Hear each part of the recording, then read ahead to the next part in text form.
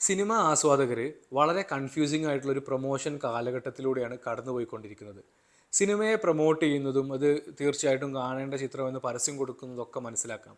പക്ഷേ പെയ്ഡ് റിവ്യൂകളിലൂടെ ഗംഭീര ചിത്രമാണെന്നുള്ള ധാരണ അല്ലെങ്കിൽ തെറ്റിദ്ധാരണ പരത്തി ആൾക്കാരെ പറ്റിച്ച് തിയേറ്ററിൽ എത്തിക്കുക, അല്ലെങ്കിൽ നെഗറ്റീവ് പ്രൊമോഷനിലൂടെ വാർത്തകൾ ഉണ്ടാക്കി അതിൽ ശ്രദ്ധ പിടിച്ചു പറ്റി ആ സിനിമയെക്കുറിച്ചിട്ടുള്ള ചർച്ചകൾ ഉണ്ടാക്കുക, അങ്ങനെയൊക്കെ രീതിയിലുള്ള വളരെ വിചിത്രമായിട്ടുള്ള ഈ കൊച്ചു കേരളത്തിൽ എന്താണ് സംഭവിക്കുന്നത് എന്ന് ചോദിച്ച പോലെ ഭയങ്കര വിചിത്രമായിട്ടുള്ള രീതിയിലുള്ള പ്രൊമോഷനുകളാണ് നടന്നുകൊണ്ടിരിക്കുന്നത്. അത് മനുഷ്യന്മാരെ പറ്റിക്കുന്ന വിധത്തിൽ അല്ലെങ്കിൽ പൈസയും സമയവും ഒക്കെ നഷ്ടമാകുന്ന വിധത്തിൽ മാറുന്നുണ്ട്.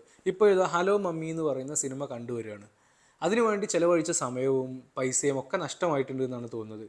മലയാള സിനിമയിൽ സമീപകാലത്ത് ഇറങ്ങിയ ഏറ്റവും മികച്ച ഹൊറർ കോമഡി ചിത്രം എന്നൊക്കെയാണ് പല റിവ്യൂകളും കണ്ടിട്ടുള്ളത്, പലയിടത്തും അതിനെക്കുറിച്ച് പ്രൊമോട്ട് ചെയ്തുകൊണ്ടിരിക്കുന്നത്. പക്ഷേ ആ സിനിമ എനിക്കൊട്ടും വർക്കായിട്ടില്ല. എൻ്റെ കൂടെ തിയേറ്ററിലുണ്ടായിരുന്ന ഒട്ടുമിക്ക പേർക്കും അത് വർക്കായിട്ടില്ല. എന്തിനു വേണ്ടിയിട്ടാണ് ചിരിക്കുന്നത്, അല്ലെങ്കിൽ എവിടെയാണ് ഇതിലൊരു ചിരിയുടെ സാധ്യത എന്നുള്ളത് അന്വേഷിക്കായിരുന്നു ഏതാണ്ട് ആ തിയേറ്ററിലുണ്ടായിരുന്ന എല്ലാവരും. ഒട്ടും വർക്കാവാത്ത കോമഡികളും ചേർന്ന് പോവാത്ത തിരക്കഥയും അങ്ങനത്തെ ഒരു എന്താ പറയുക, എന്തടിസ്ഥാനത്തിലാണ് ഇതിനെക്കുറിച്ചിട്ട് ഇതുപോലൊരു ഹൈപ്പ് ഉണ്ടാക്കപ്പെടുന്നത് എന്നുള്ളത് മനസ്സിലാവുന്നില്ല. മറ്റൊരു സിനിമ ടർക്കിഷ് തർക്കമാണ്. സിനിമ തിയേറ്ററിൽ പോയി കണ്ടിട്ടില്ല, കാണാൻ ഉദ്ദേശിക്കുന്നുമില്ല. കാരണം അങ്ങനെ ഒരു സിനിമ കഴിഞ്ഞ ആഴ്ച തിയേറ്ററിൽ എത്തിയിട്ടുണ്ട് എന്ന് അറിയുന്നത് ഇപ്പോൾ അവരുണ്ടാക്കിയിട്ടുള്ള നെഗറ്റീവ് പ്രൊമോഷനിലൂടെയാണ്.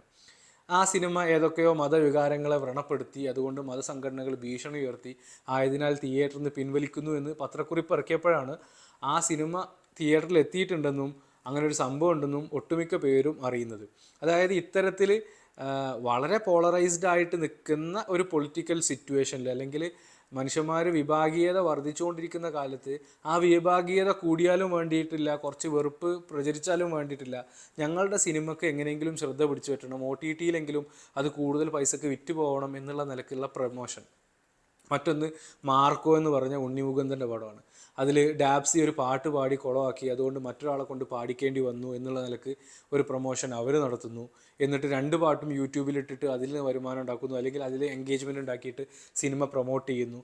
ഇങ്ങനെ കാണുന്ന അല്ലെങ്കിൽ മറുവശത്തുള്ള പ്രേക്ഷകന് തെറ്റിദ്ധരിക്കപ്പെട്ടാലും, അല്ലെങ്കിൽ അയാളെ വളരെ തെറ്റായിട്ടുള്ളൊരു ധാരണയിലൂടെ മുന്നോട്ട് പോയാലും കുഴപ്പമില്ല, സിനിമയ്ക്ക് എങ്ങനെയെങ്കിലും പ്രൊമോഷൻ കിട്ടണം, സിനിമയെങ്കിലും എങ്ങനെയെങ്കിലും വിജയിക്കണം, അല്ലെങ്കിൽ എങ്ങനെയെങ്കിലും പൈസ ഉണ്ടാക്കണം എന്നുള്ള മട്ടിൽ ആ രംഗം അല്ലെങ്കിൽ ആ പ്രൊമോഷൻ രംഗം മാറുന്നത് ഭയങ്കര അപകടമായിട്ടാണ് തോന്നുന്നത്. ഒന്ന് 1000 മതപ്രസംഗങ്ങളെക്കാളും പവർഫുള്ളാണ് സിനിമ എന്നൊക്കെ പറയും. അപ്പം അത്രയും ഇൻഫ്ലുവൻസ് ചെയ്യുന്ന ഒരു സെക്ടർ ഇതുപോലെ ഒട്ടും മൂല്യങ്ങളില്ലാത്ത, യാതൊരു വാല്യൂ സിസ്റ്റം ഫോളോ ചെയ്യാത്ത പ്രൊമോഷനുകളും പരസ്യങ്ങളും രീതികളും പിന്തുടരുമ്പോൾ അത് വലിയ അപകടമായിട്ടാണ് തോന്നുന്നത്.